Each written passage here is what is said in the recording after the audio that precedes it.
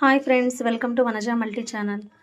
ఈరోజు మనము మునగాకు కారపొడి ఎలా ప్రిపేర్ చేసుకోవాలో చెప్తానండి.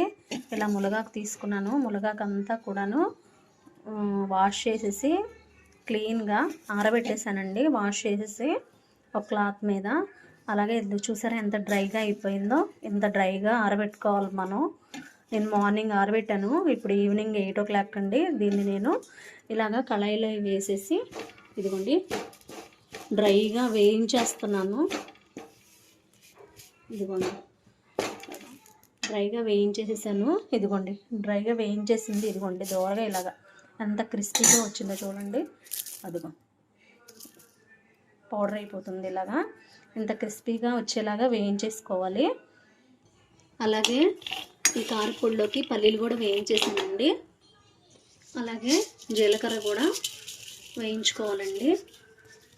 ఒక 2-3 స్పూన్స్ అయితే సరిపోతుంది. జీలకర్రతో పాటు నేను వెల్లుల్లి కూడా వేయించేస్తున్నాను ఒకేసారి.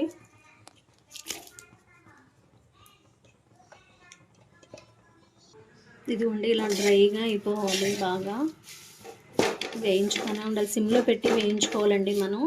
అలాగే నేను కరివేపాకు కూడా వేసానండి మునగాకుతో పాటు.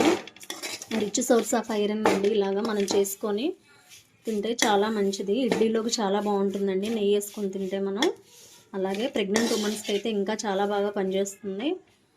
మీరు ట్రై చేయండి. ఇదిగోండి ఇలా దోరగా వేగాయి.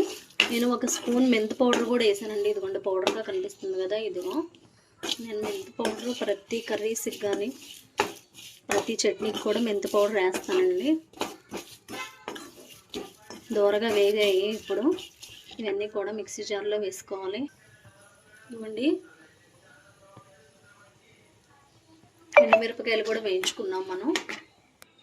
ఇదిగోండి పౌడర్ అంతా కూడాను ఇదిగోండి ఇలా వేయించి క్రిస్పీగా పెట్టుకున్నాను. అలాగే ఇవన్నీ కూడా రెడీ చేసుకున్నాను.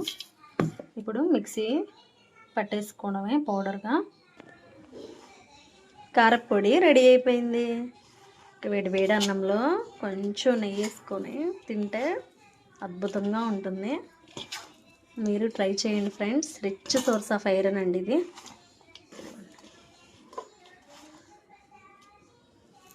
థ్యాంక్ యూ అండి. Thank you to all.